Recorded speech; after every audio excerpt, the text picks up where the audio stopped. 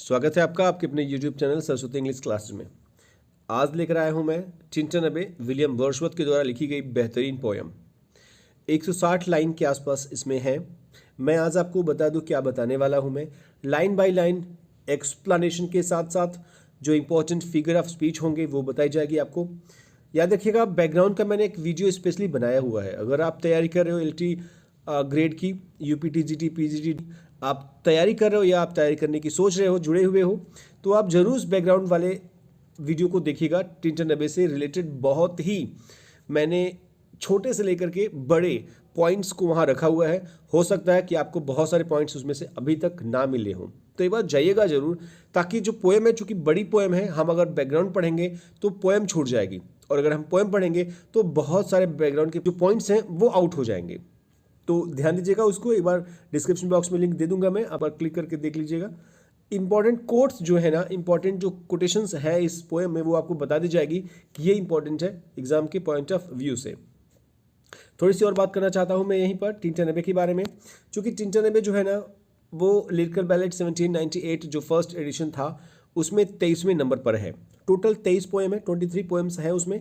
4 ST. Coleridge के द्वारा लिखा गया और बाकी जो 19 है वो हमारे वर्ड्सवर्थ ने लिखी है।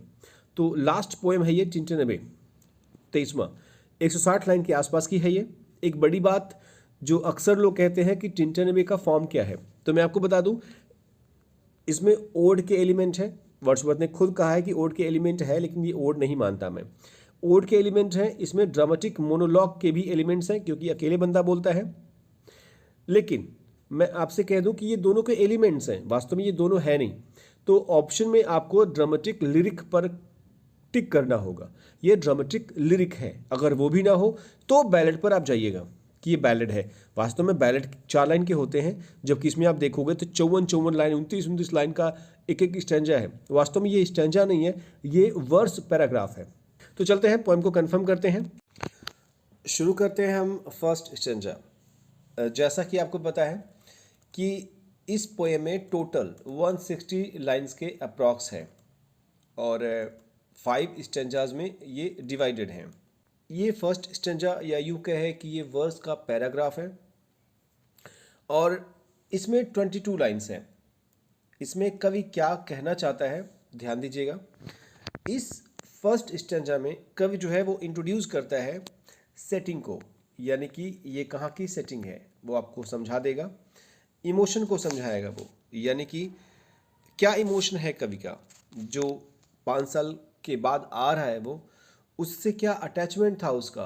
अब अगर कहीं आप गए हों, दोबारा आप वहाँ जा रहे हों, तो एक अलग सा इमोशनल अटैचमेंट होता है वहाँ से आपका। और इसी स्टैंजा में कवि जो है वो मेन थीम को भी दिखा रहा है कि क्या मेन थीम है इस पोएम की। शुरू करते हैं। शुरू करने से पहले एक और बात बता दूं मैं, जो 1 से 22 लाइन है, यानी कि फर्स्ट स्टैंजा है। Poet describes the beauty of the Wye valley. इसमें केवल वो वाई जो रिवर है उसकी जो घाटी है ना, उसके बारे में, वो उसकी सुंदरता के बारे में जो है वो यहाँ वर्णन करता है कवि। तो कंफर्म करते हैं हम line by line. 5 years have passed 5 summers with the length of 5 long winters। जैसा कि आपको पता है कि एक सप्ताह में 7 दिन होते हैं, लेकिन केवल 7 दिन नहीं होते, 7 रातें भी होती हैं। वैसे एक साल में केवल समर नहीं होते बल्कि विंटर भी होते हैं। तो 5 साल बीत चुका है। 5 साल का मतलब है कि उसमें 5 गर्मियाँ भी बीत चुकी है, और वहाँ चूँकि लंबी ठंडियाँ होती हैं, ठंडियाँ ज़्यादा समय तक रहती हैं, इसलिए लॉन्ग विंटर्स कहा गया है। तो गर्मी ठंडी मिलाकर के 5 जो है वो साल बीत चुके हैं। एंड अगेन आई हियर, और दोबारा, यानी कि 1793 में जो कवि आया था वहाँ पर टिंटनबे में, अब वो 1798 में दोबारा आया है 5 साल के बाद। तो अब भी वो पुनः सुनता है। क्या क्या सुनता है? ये वाटर्स, ये जल जो रोलिंग, जो लुढ़क करके गिर रहे हैं माउंटेन के स्प्रिंग से, पर्वत के झरनों से जो पानी गिरता है। सॉफ्ट इनलैंड मरमर, कहीं दूर हल्के आवाज में, हल्के मरमराहट के साथ जो है वो गिर रहा है। ये ऑक्सीमोरोन ऑनोमैटोपोइया है। यहाँ आप देखें तो यहाँ इंजैममेंट की प्रचुरता है। इंजैममेंट वो फिगर ऑफ स्पीच होता है जब वाक्य के अंत में कोई मार्क ना हो, कॉमा, फुल स्टॉप, कोई पंक्चुएशन ना हो, और जो लास्ट वर्ड है वो फर्स्ट वर्ड को जोड़ करके ही वाक्य को कंफर्म करें, जैसे विद द लेंथ ऑफ। ठीक है, तो बिना जुड़े दोनों का अर्थ कंफर्म नहीं होगा। तो इस तरीके से इंजॉयमेंट होता है और इसमें ढेर सारे इंजॉयमेंट है, आप चेक कर लीजिएगा। बहुत सारे फिगर ऑफ स्पीच का वीडियो मैंने बनाया है, एक बार जरूर देखिएगा, आपको बहुत अच्छा लगने वाला है। और कुछ ऐसी चीज़ें रखा हूँ मैं उस वीडियो में फिगर ऑफ स्पीच के, जो शायद आपको आज तक कहीं नहीं मिला होगा। ठीक है, और 398 का मैं फिर से बता दूं, जो मैंने नोट बनाई हुई है उसे एक बार जाकर देखिएगा जरूर। तो ये जो जल है, ये जो गिर रही है वाटर्स ना उस झरनों से, वो कहीं दूर हल्के आवाज़ में, मरमर की आवाज़ में जो है, कलकल की आवाज़ में वो गिर रही हैं। Once again do I behold these strip and lofty cliffs, एक बार फिर से मैं देख सकता हूँ।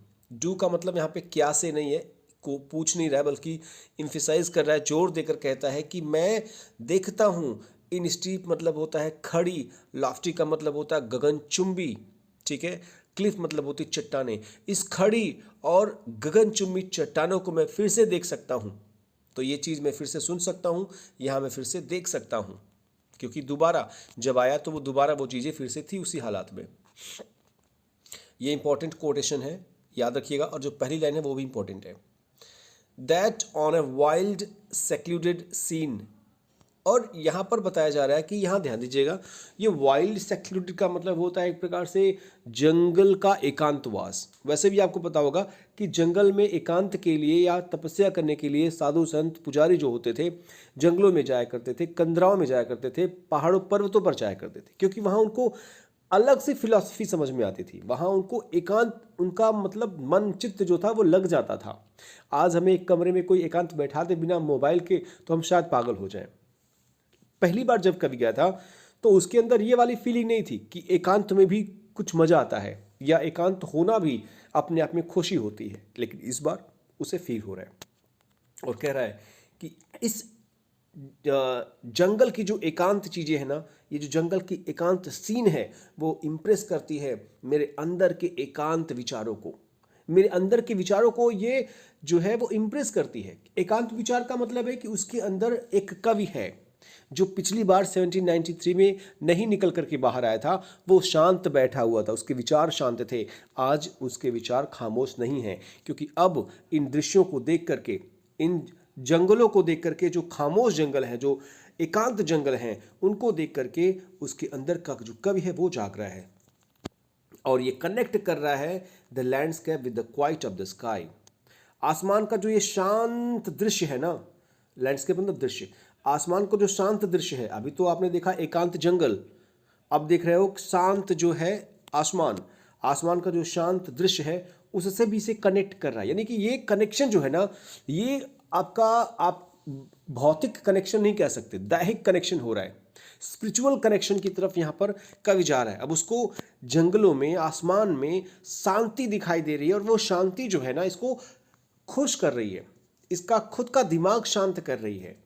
The day is come when I again repose, वो दिन आ गया जब मैं फिर से आराम कर सकता हूँ। क्योंकि पिछली बार जब आया था, अगेन मतलब पुनः, एक बार जब पिछली बार आया था तब भी आराम किया था, तब केवल आराम करने के लिए आया था, मजा लेने के लिए आया था, लेकिन अब आराम करने के साथ साथ चिंतन मनन करेगा, फिलोसॉफिकल अपना नजरिया यहाँ दिखाएगा हमें। तो वो दिन आ गया जब मैं फिर से आराम कर सकता हूँ, रिलैक्स कर सकता हूँ। कहाँ? यहाँ अंडर द डार्क सिकामोर, इस डार्क गुलहर के, देखिए सिकामोर एक पेड़ होता है जिसे हमारे यहाँ गूलर कहते हैं, आपके यहाँ क्या कहते होंगे शायद आपने सुना होगा, गूलर, गुलरी के फूल टाइप का। तो इस सिकामोर के पेड़ के नीचे जो डार्क घना अंधेरा है, यहाँ इसके नीचे मैं आज आराम करूँगा और व्यू देखूँगा। क्या? दीज प्लॉट्स, देखिए वहाँ प्लॉट्स हैं कॉटेज के, उस प्लॉट्स में कई सारे कॉटेज हैं। जैसे प्लॉट आप देखे होंगे, सुने होंगे, तो प्लॉट्स में घर बने हुए होते हैं, वैसे यहाँ पे प्लॉट्स में कॉटेज के घर बने हुए हैं, झुग्गी झोपड़ियों के घर बने हुए हैं। तो मैं उन झुग्गी झोपड़ियों के घरों को जो प्लॉट्स में बने हैं वो देखूंगा, और जो उसी प्लॉट्स में ऑर्किड टफ्ट्स हैं उनको भी मैं देखूंगा। ऑर्किड मतलब होता है, आप कह सकते हो बागीचा, और टफ्ट्स मतलब होता है गुच्छे। बागीचों में जो गुच्छे लगे हैं, बागीचों के जो पेड़ हैं उसमें जो गुच्छे लगे हैं, विच एट दिस सीजन, जो अपने सीजन में या इस सीजन में जब वो आया हुआ है, कभी इस सीजन में, विद देयर अनराइप फ्रूट्स, जिसमें कच्चे फल लदे हुए हैं, वो जो गुच्छे हैं ना वो फल के हो सकते हैं, फूलों के हो सकते हैं, मैं उसे भी देखूंगा। और जो ये फल हैं जो लदे हुए ना, आर क्लैड कवर्ड, क्लैड मतलब covered, one in one green hue, यानी हरे रंग में वो कवर्ड किए गए हैं। जाहिर सी बात है कि जो नॉर्मल कच्चे फल होते हैं वो हरे होते हैं या उसके छिलके हरे होते हैं, तो वो हरे रंग में जो है वो ढका हुआ है। And lose themselves mid groves and copses, और वो खो देता है खुद को, यानी ये फ्रूट्स जो होते हैं ना ये अपने आप को खो देते हैं। मिड मतलब मिडल, ग्रोव्स मतलब होता है ढेर सारे पेड़, कॉप्सेस मतलब होती है ढेर सारी झाड़ियाँ।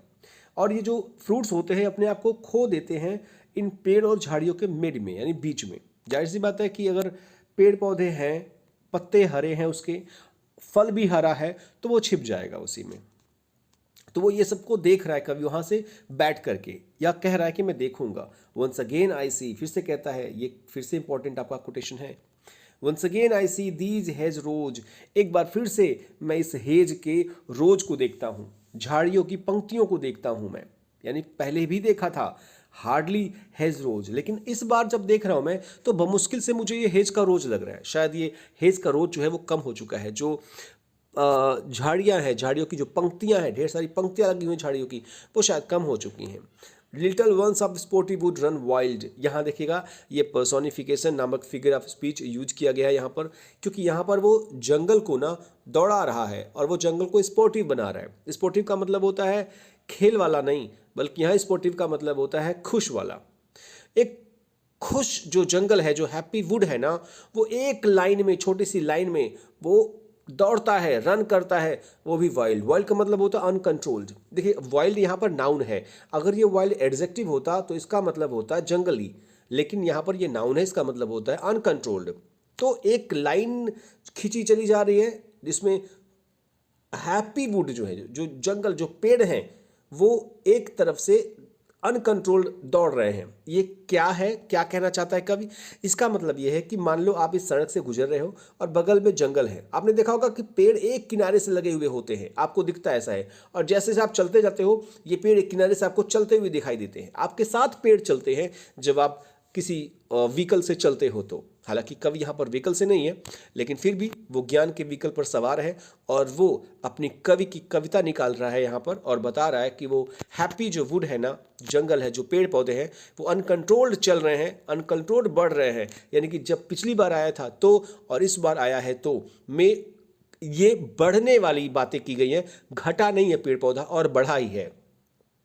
दीज पेस्टोरल फॉर्म्स, और क्या देखता है वहां पर उस प्लॉट्स में? वो देखता है कि वहां पर पेस्टोरल मतलब होता है देहात, गांव की, फॉर्म्स मतलब होता है खेती, वहां देहात की, गांव की खेती को भी देखता है वो, जिसमें green to the very door, very यहाँ एडवर्ब का यूज हुआ है, जबकि नाउन के पहले एडवर्ब का प्रयोग नहीं होता है, आपको पता होगा, इसलिए यहाँ वेरी का मतलब बहुत नहीं होगा, यहाँ वेरी का मतलब होगा सेम। सेम डोर, ये कहता है कि green to the very door, वो जो दरवाजे हैं ना, सेम दरवाजे वहां लगे हुए हैं उस पेस्टोरल फॉर्म्स में, और वो हरे रंग के हैं। दरवाजे हरे रंग के हैं, हो सकता है कि पेड़ काट कर जल्दी लगाया गया हो, या पत्तों से बनाया गया हो, झाड़ियों से बनाया गया हो, चूंकि कॉटेज है, झुग्गी झोपड़ियाँ हैं, तो वैसे ही होंगे। And wreaths of smoke, wreaths मतलब होता है यहाँ पर छल्ला, स्मोक मतलब होता है धुआं, धुआं का छल्ला सेंटअप, और उस घरों में से धुआं का छल्ला जो है वो ऊपर उठ रहा है, खामोशी में ऊपर उठ रहा है, कोई आवाज़ वहाँ से नहीं आ रही है, और वो जो धुआं है वो फ्रॉम अमंग द ट्रीज, वो पेड़ों के बीच में से होती हुई ऊपर जा रही है आसमान की तरफ। ध्यान दीजिएगा, आगे कुछ और होने वाला है थोड़ा सा अलग, क्योंकि अब कवि कहता है विद सम अनसर्टेन नोटिस। अभी तक तो जो मैंने देखा था वही मैं देख रहा हूं, लेकिन अब मैं जो है वो अनसर्टेन चीजों को नोटिस कर रहा हूं। ठीक है, क्या नोटिस करता है ये? As might seem of vagrant dwellers, ये कह रहा है कि वहां पर मुझे कुछ वैग्रेंट ड्वेलर्स लग रहे हैं, वहां पर हैं। इन द हाउसलेस वुड्स, उस हाउसलेस वुड्स में, उस बेघर जंगल में मुझे कुछ वैग्रेंट यानी कि घुमक्कड़, आवारा भी कह सकते हो, लेकिन यहाँ घुमक्कड़ या बंजारा कह सकते हो, जिसे जिप्सीज कहते हैं। तो जो बंजारा हैं वो रह रहे हैं बिना घर के जंगल में। ये एक फिगर ऑफ स्पीच है जिसका नाम है ट्रांसफर्ड एपिथेट। ट्रांसफर्ड एपिथेट का मतलब होता है कि ये दो काम करता है। पहला तो ये नाउन के पहले एडजेक्टिव के रूप में यूज होगा, और दूसरा काम यह है कि इसका बदला हुआ नाम होगा, जैसे यहाँ पर है। अब आप सोचो, क्या जंगल बेघर होता है? या इंसान बेघर होता है। तो यहाँ पर ये इंसान बेघर के बारे में कह रहा है, वो भले लिख दिया हो जंगल। तो एक जो है वो बंजारा जो वहाँ रह रहा है या बंजारे जो रह रहे हैं वो उस जंगल में बेघर हैं, क्योंकि वो वैसे भी बंजारे हैं, कभी यहाँ कभी वहाँ रहते हैं। या वो कंफ्यूज है, अनसर्टेन है कि या तो वहाँ पर जो है वो ये बंजारे रह रहे होंगे बिना घर के आसमान के नीचे, और या तो कुछ हर्मिट होंगे, कुछ साधु संत होंगे अपनी गुफा बना करके, अपना झोपड़ी बना करके, वेयर बाय हिज फायर, जहाँ वो फायर लगा के, अलाव जला के, आग जला के वो हर्मिट जो है वो अकेले बैठा होगा। ठीक है, ये वो कहना चाहता है कवि। हम चलते हैं स्टैंजा नंबर 2 में। देखिए स्टैंजा नंबर 1 खत्म हो चुका है, हम अब 2 की बात कर लें। 2 में जो है वो 28 लाइन्स है। फर्स्ट में आपने देखा कि 22 था, 23 to 50 ये सेकंड स्टैंजा है। इसमें describes the benefits of the memories of his first visit की बात करता है वो, यानी कि कवि जो है वो अपने पहली बार जब यात्रा किया होता है तो उसकी यादों का क्या बेनिफिट उसे मिला और क्या सोचता था, वो फिर से आने के बारे में सोचता था या नहीं सोचता था, इसके बारे में बताया गया है कि वो किस तरीके से 5 साल पहले जब आया था और जब गया अपने घर पर, तो वहाँ जब घर पर गया वहाँ की परेशानियों को जब झेलना शुरू किया तो कैसे वो 1793 की यादें उसको खुश करती थी, कैसे उसके भार को कम करती थी।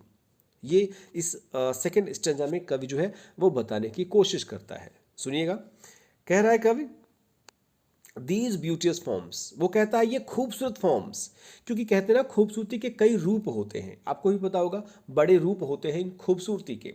कुछ चीज़ें खूबसूरत होती हैं, जैसे कि किसी क्यूट बच्चे को आप देख लो आपको बड़ा अच्छा लगता है बच्चा, फूल देख लो आप गुलाब का, किसी भी चीज़ का, आपको वो अच्छा लगेगा, मतलब खूबसूरत लगेगा। कपड़े खूबसूरत, गहने खूबसूरत, मोबाइल खूबसूरत, इंसान खूबसूरत, बातें खूबसूरत, कुछ भी खूबसूरत लग सकती है। इन खूबसूरती के कई रूप हो सकते हैं, कई फॉर्म्स हो सकते हैं। थ्रू अ लॉन्ग अब्सेंस, हालांकि कभी कह रहा है कि मैं लॉन्ग अब्सेंस पर रहा हूँ, 5 सालों का लंबा मेरा अब्सेंटी लगा हुआ है, 5 साल के बाद मैं आ रहा हूँ, लेकिन इस 5 सालों के दौरान मैंने इन ब्यूटियस फॉर्म्स को have not been to me dot dot ये, यानी इसको आप थोड़ी देर के लिए छोड़ दीजिए और इसको पढ़िए। ये जो ब्यूटियस फॉर्म्स है ना, यानी कि कवि के लिए तो ब्यूटियस फॉर्म्स क्या है, हमारे लिए तो धन दौलत हो सकता है, कवि के लिए है पेड़ पौधे झरने, यानी प्रकृति। जो प्रकृति के कई रूप हैं जो खूबसूरत होते हैं, have not been to me as is a, ये सिमिली नामक फिगर ऑफ स्पीच है, as is a landscape to a blind man eyes. यानी कवि यहाँ कहना चाहता है कि जैसे कि एक अंधे आदमी की आंखें जो होती है ना, एक लैंडस्केप को, एक जगह को जब देख लेती है, अगर मतलब एक बंदा पहले अगर देख लिया हो, जैसे कहते हैं ना कि सावन में अंधा अगर व्यक्ति हुआ है तो उसे 12 महीने जो है वो हरियाली दिखाई देती है, क्योंकि वो जब देखा था, जब आंखें थी तो सावन था, हरियाली थी, और जब उसकी आंखें चली गई तो जब भी उसको बाद में कोई पूछता कि कैसा सामने तुम्हें नज़ारा दिख रहा है, तो उसे हरियाली ही खेत में दिखाई देगा, क्योंकि वो हरियाली को ही लास्ट में अपनी आंखों में समा करके लेके गया है। कवि कह रहा है ऐसा मेरे साथ बिल्कुल नहीं है कि मैंने जो देखा मैं वही रख रहा हूं, यहां पर मैं ब्लाइंड मैन आई वाला लैंडस्केप नहीं यहां तैयार कर रहा हूं।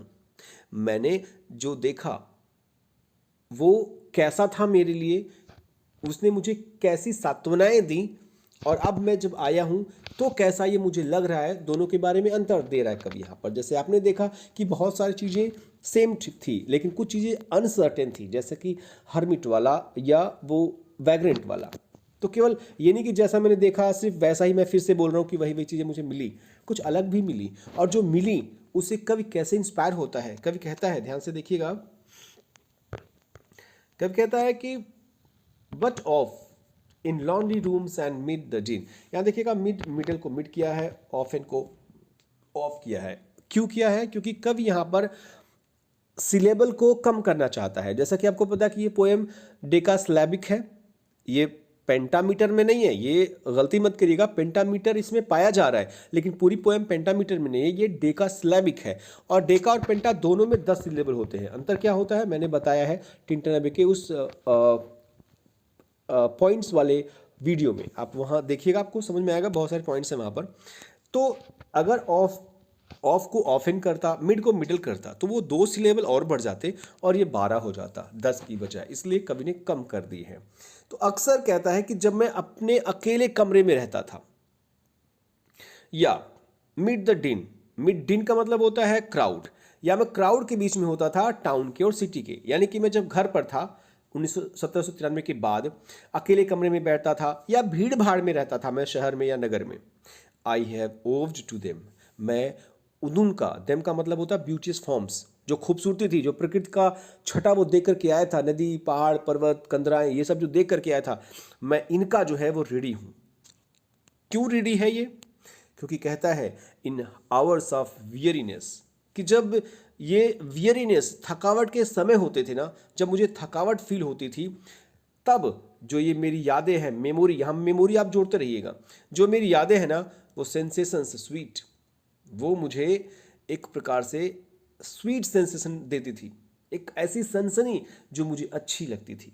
यानी कि वो याद करता था, जब थकावट में होता था तब एक बार अपने आप को, अपने माइंड को फ्लैशबैक में लेके जाता था पहाड़ों की तरफ, कंदराओं की तरफ, क्योंकि तब मोबाइल तो था नहीं कि फ़ोटो देखे, तब विचारों से ही वो फोटो जो लिया हुआ है, अपने माइंड में क्लिक किया हुआ है, उसे देखता था वो, उसी को सोच सोच करके बंदा यहाँ पर कह रहा है कि मैं इसलिए इसका ऋणी हूँ क्योंकि थकावट के समय में मैं, ये मेमोरी मुझे स्वीट सेंसेशन देती थी, ये मुझे ब्लड में महसूस होता था, रग रग में मेरे महसूस होता था, और यहाँ तक कि वो मेरे दिल तक समाया हुआ था, और ये गुजरता था यहाँ तक कि मेरे प्योरर माइंड में, मेरा माइंड प्योर था तब, लेकिन अब तो और भी प्योर हो चुका है, इसलिए प्योरर दिमाग में जो है ना वो गुजरता था। तो न केवल ये मेरे ब्लड में बल्कि हार्ट में और यहाँ तक कि माइंड में भी वो गुजरता था, और मुझे tranquil restoration, with tranquil restoration, restoration माने होता है रिस्टोर करना, बहाल कर देना, ट्रैंक्विल मतलब होता शांति, तब मेरी शांति बहाल हो जाती थी, मेरी शांति वापस आ जाती थी। जो मैं परेशान था, जो मैं थका हुआ था परिवार से, घर वालों से, चूंकि शादी तो तब हुई नहीं थी लेकिन फिर भी इसका परिवार था, हर किसी से भी दुनियादारी से जो परेशान रहता था, उससे जो बंदा परेशान था उससे इसको रिस्टोरेशन मिलती थी, शांति मिलती थी। कब कहता है feelings two of unremembered pleaser, मुझे फीलिंग आती थी उस अनरिमेंबर्ड प्लीजर की। देखिए कुछ प्लीजर होते हैं जो रिमेंबर होते हैं, और कुछ प्लीजर होती हैं, कुछ खुशियां होती हैं जो भूल जाते हैं हम, जैसे हम प्रकृति की खुशियों को भूल जाते हैं। आप पैसों की खुशियों के पीछे पड़ते हो जो नहीं भूलते हो आप, लेकिन प्रकृति वाली हम भुला देते हैं। आप खुद सोचो, हम में से कितने ऐसे लोग हैं जो प्रकृति की छटा को देखने के लिए हर दिन 2 घंटे समय देते हो, कि चलो 2 घंटे के लिए हम कहीं जाते हो नेचर को देखने, जिम करने नहीं, एक्सरसाइज करने नहीं, नेचर को देखने हम जाते हो ना। दिन में, एक सप्ताह में 2 घंटे आप प्रकृति को देखने, नदी तालाब झरने, इनको केवल देखो आप, केवल इनसे आप एक प्रकार से शांति लो, ट्रैंक्विल जैसा कि वर्ड यूज हुआ है यहाँ पर। तो ऐसा मुझे नहीं लगता है कि ऐसा अब कुछ कोई करता होगा, इसलिए हम भूल जाते हैं ऐसी यादों को।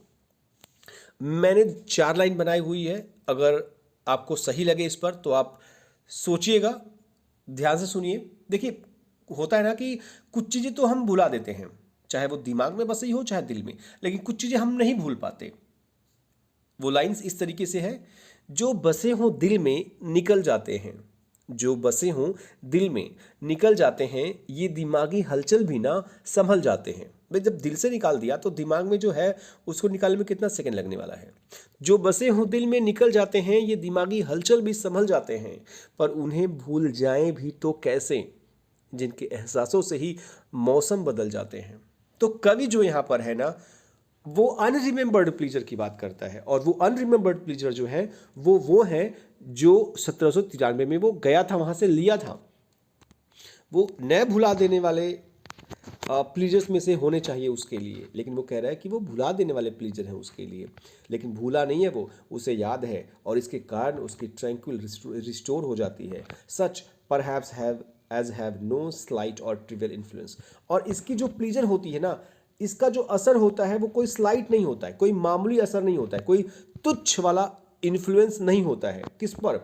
On that best portion of a good man's life, किसी अच्छे आदमी के जीवन के सबसे अच्छे पहलू पर इसका बुरा असर नहीं पड़ता है। अगर आप पेड़ पौधे झरने तालाब नदियों से कुछ देख करके आए हो ना, तो इसका बुरा असर, तुच्छ असर किसी अच्छे इंसान के जीवन पर नहीं पड़ेगा। वो अच्छा इंसान यहाँ मिला करके his little acts of kindness and of love, इसको ऐसे जोड़िएगा, his little acts of kindness, उसके छोटे कार्य दयालुता के और प्रेम के, हिज नेमलेस एक्ट्स, उसके ऐसे कार्य दयालुता और प्रेम के जो नेमलेस हो, बिना नाम के भी लोग काम कर जाते हैं, बेनाम वाले टाइप के, गुप्तदान महाकल्याण वाला टाइप का। हिज अनरिमेंबर्ड एक्ट्स, उसके ऐसे एक्ट्स जिसको लोग याद नहीं करते, और वो भी कौन से एक्ट, काइंडनेस और लव के। तो वो व्यक्ति जो प्रेम और दयालुता के कार्य करता हो, छोटे कार्य करता हो, बिना नाम के करता हो, भुला देने वाले काम करता हो, लेकिन जो भी अच्छा आदमी है जो ये काम करता है उस पर बुरा असर नहीं पड़ता है इस प्रकृति की छटाओं का। आगे लिखा है कवि, nor less I trust to them, कम नहीं मैं विश्वास करता हूं इन पर मतलब ब्यूटियस फॉर्म्स पर। I may have owed another gift, क्योंकि मैं तो कर्जदार हूं, मुझे दूसरी गिफ्ट भी मिली हुई है इससे। दूसरा गिफ्ट का मतलब होता है दूसरी बार आया हूं मैं यहाँ पर। एक बार तो मैं आया, एक बार तो कर्जदार हो गया मैं, क्योंकि मैं 1793 में जब आया, उसके बाद जब गया अपने यहाँ तो मैं वही चीज़ें याद करता था, इसलिए मुझे आराम महसूस होता था उस भाग दौड़ की ज़िंदगी में। लेकिन अब तो मैं इतना कर्जदार हो चुका हूँ कि मैं दोबारा आया हूँ इसके लिए, दोबारा पहुँचा हूँ मैं यहाँ पर। ऑफ स्पेक्ट मोर सबलाइम, और इसका जो पहलू है ना वो बहुत ही ज़्यादा सबलाइम है इस बार, बहुत ज़्यादा सबलाइम ये एस्पेक्ट इसके पहलू हैं। और ये जो पहलू है ना, दैट ब्लेस्ड मूड, ये किसी के भी मूड को ना ब्लेस कर देते हैं, धन्य कर देते हैं, आप धन्य हो जाते हो। सबलाइम का मतलब होता है उदार यहाँ पर। In which the burden of the mystery, तो मिस्ट्री का जो भार होता है बोझ से दबा हुआ, बर्डन मतलब होता है बोझ से दबा हुआ, तो कुछ लोग मिस्ट्री के बोझ से दबे हुए होते हैं। तो जिसमें यानी आपको क्या क्या बताया जा रहा है कि किससे किससे आप ब्लेस होते हो, जिसमें आप मिस्ट्री के बोझ से दबे हुए हो, रहस्यों के बोझ से दबे हुए हो, जिसमें भारी और थका देने वाले भारों से, बोझों से आप दबे हुए हो। Of all this unintelligible world, और संपूर्ण बेखबर दुनिया से, अनइंटेलिजिबल मतलब बेखबर, और ये सारी की सारी जो बेखबर दुनिया है इससे आप ना लाइटेंड फील करते हो, हल्का फील करते हो, भारीपन खत्म हो जाता है, सर से बोझ कम हो जाता है, अब आप थोड़ा सा राहत महसूस करते हो, लाइट महसूस करते हो। दैट सेरेन एंड ब्लेस्ड मूड, जो कि सेरेन यानी कि शांत कर देता है और मूड को ब्लेस कर देता है, खुश कर देता है, आप कह सकते हो ऐसे। इन विच, जिसमें the affections gently lead us on, जिसमें स्नेह जो है ना वो धीरे से हमें आगे की ओर लेकर जाता है। जो स्नेह होता है ये हमें आगे लेकर के जाता है, आगे बढ़ाता है, और तब तक बढ़ाता है अनटिल, तब तक बढ़ाता है the breath of this corporeal frame and even the motion of our human blood almost suspended, तब तक जब तक ये मानव का शरीर जिसमें सांस चल रहा हो, और ये मानव का जो खून है जिसमें अभी भी गति हो, अभी भी खून जो है वो घूम रहा हो यहाँ वहाँ नसों में, रगों में चल रहा हो, जब तक ये सस्पेंड नहीं होता, जब तक ये निलंबित नहीं होता, खत्म नहीं होता। तो जब तक सांस है और जब तक खून चल रही है तब तक ये हमें आगे बढ़ाती रहती है। इसका अफेक्शन, इसका स्नेह, इसका प्रेम, जो ब्यूटियस फॉर्म्स हैं प्रकृति के, वो हमें आगे बढ़ाती रहती हैं, हमें शांत करती रहती है, मूड हमारा ब्लेस करती रहती है। वी आर लेट स्लीप, मान लो हम तब ना सो जाते हैं अगर इन बॉडी, जाहिर सी बात है कि बॉडी में ही सोते हैं हम, अंदर सोने की बात कर रहा है, एक सोना होता है शरीर से सो जाना, यहाँ शरीर में सो जाने की बात करता है वो। यानी कि जैसे कि हम कभी आत्मचिंतन करते हैं, कभी मेडिटेशन करते हैं, तो हम शरीर में सो जाते हैं, वास्तव में हम शरीर से एक्टिव होते हैं एंड बिकम, और तब हम हो जाते हैं लिविंग सोल। लिविंग सोल मतलब मानव नहीं, महामानव बन जाते हो आप। लिविंग सोल, आप जैसे कि संत होते हैं, जो कुछ कहते हैं वो हो जाता है टाइप का, तो आप लिविंग सोल बन जाते हो। While with an eye made quiet by the power of harmony, और हम हारमोनी के यानी कि समरसता के प्रेम से जो है ना एक तीसरी आंख से देखना शुरू करते हैं। हमारा जो एक अलग सा पावर जनरेट होता है, हम जब दो आंखें बंद कर लेते हैं तो तीसरी आंख हमारी खुल जाती है। हम उस आंखों से क्या क्या देखते हैं, डीप पावर ऑफ जॉय, हम खुशी के डीप पावर को महसूस करते हैं, हम पावर ऑफ हार्मनी को महसूस करते हैं, यहाँ तक कि we see into the life of things. हम इंसान के जीवन में नहीं देख पाते, मतलब हम केवल इंसान के जीवन को नहीं देख पाते, बल्कि हम थिंग्स के लाइफ को भी देख लेते हैं, यानी कि थिंग्स के जीवन में क्या हुआ हम वो भी देख लेते हैं, यानी हम वो भी देखने लगते हैं। तो थिंग्स का मतलब यहाँ पे है नेचर। तो न केवल हम इंसान के जीवन में झांकते हैं, इंसान के जीवन से भी मतलब होता है, बल्कि हम तब नेचर से भी अपने आप को जोड़ लेते हैं, हम महामानव बन जाते हैं, हमारे पास समरसता का पावर, हमारे पास जॉय का पावर, अलग सा पावर आ जाता है। हम चलते हैं थर्ड स्टैंजा में। देखिएगा जो ये थर्ड स्टैंजा है वो आपकी जो है वो बहुत छोटी स्टैंजा है और इसमें जो है वो केवल और केवल 9 लाइन है। वास्तव में इस 51 से 59 लाइन में जो है ना वो एक्सप्रेस करता है gratitude to the Wye. Wye जो रिवर है उसके प्रति अपनी कृतज्ञता जाहिर करता है और क्या कहता है, ध्यान से सुनिएगा। वो कहता है इफ दिस, अगर यह का मतलब ये जो यात्रा है उसकी जो प्रकृति के साथ उसका आज सरोकार हो रहा है, अगर यह be but a vain belief, अगर मान लो इसको कि ये केवल निरर्थक विश्वास हो, लोग विश्वास ना मानते हो, यार ऐसे कैसे होगा कि तुम जंगल में चले जाओगे तो तुम्हें इतनी शांति मिलेगी, तुम लिविंग सोल हो जाओगे, तुम अंतरात्मा में झांक सकते हो, तुम चीज़ों के बारे में देखोगे, ऐसे कैसे होगा।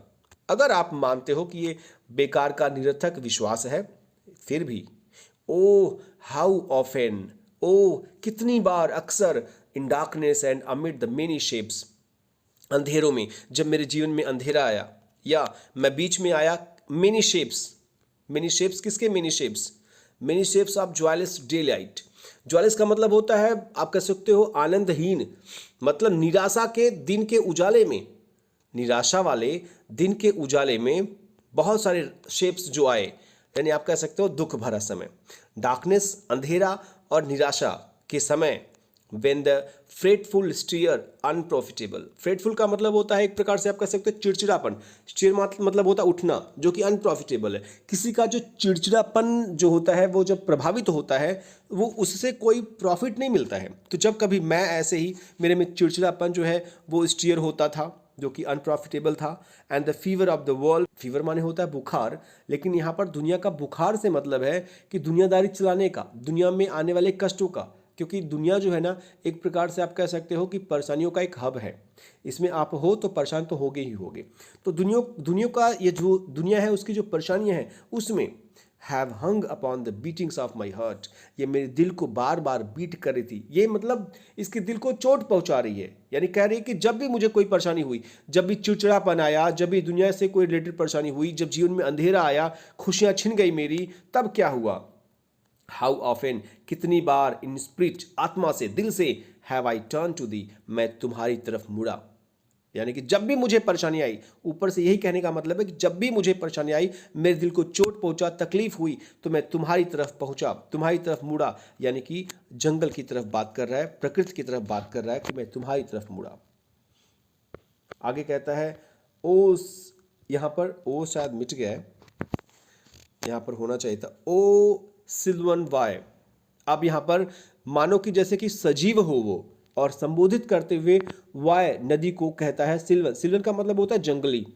अरे ओ जंगली नदी, you wanderer through the woods, तुम जो है जो घूमते हो जंगलों से हो करके, जैसे कि अगर मान लो कि ये रिवर है और आसपास जो है वो जंगल है, जंगल है, जंगल है, तो वाय को संबोधित करता है, अरे ओ जंगली रिवर वाय, तुम जो है ना जंगलों से होकर को जो गुजरते हो, how often has my spirit turn to thee, मेरा कितनी बार मेरी जो स्पिरिट है ना वो तुम्हारी तरफ मुड़ा है, यानी कि तुमसे जुड़ा कितना हूं मैं, जब भी मुझे कोई परेशानी हुई है, जब भी मुझे कोई तकलीफ हुआ है, तो मैं तुम्हारी तरफ जुड़ा हूं, यानी कि मैं तुम्हारे बारे में सोचने लगा हूं, मैं तुम्हारे प्रति कितना कृतज्ञ हूं। ये कृतज्ञता जाहिर कर रहा है कि अगर मैं तुम्हारे पास नहीं आया होता, ये नदी को नहीं देखा होता, इन जंगलों को नहीं देखा होता, तो शायद मेरी वो जो उस समय मैं दुखी हुआ करता था वो मुझे और दुख पहुंचाता।